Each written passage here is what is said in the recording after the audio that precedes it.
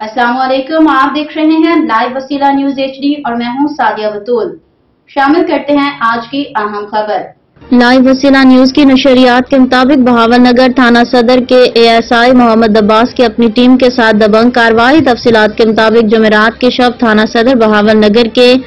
نواحی علاقے نادر شاہ سے مبشر نامی رکشہ ڈرائیور سے گن پوائنٹ پر رکشہ ڈکیتی کیا گیا تھا، جس کی FIR تھانہ صدر بہاول نگر میں درج کی گئی تھی۔ اس کیس کا ٹاسک تھانہ صدر بہاول نگر کے SHO نے دبنگ پولیس آفیسر ASI محمد عباس کو دیا اور کہا کہ جلد سے جلد ڈاکوؤں کو پکڑا جائے اور ان کا رکشہ ان کے حوالے کیا جائے۔ ASI محمد عباس اور اس کی ٹیم نے انتھک محنت کر کے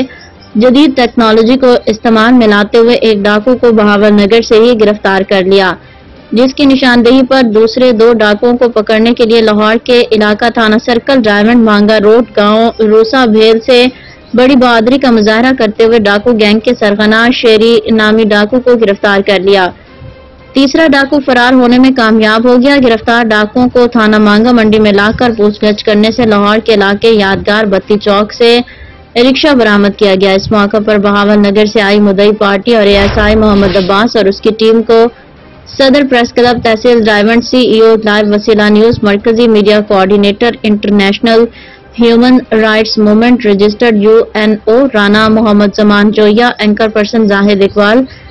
اور ان کی ٹیم نے اچھا رسپانس دیا اور ان کی ہر لحاظ سے مدد کی، جس پر بہاول نگر سے آئی مدعی پارٹی صاحبزادہ محمد یاسین کھرل، صاحبزادہ نوید احمد کھرل اور ASI محمد عباس اور اس کی ٹیم نے شکریہ ادا کیا کہ رائمنڈ شہر کے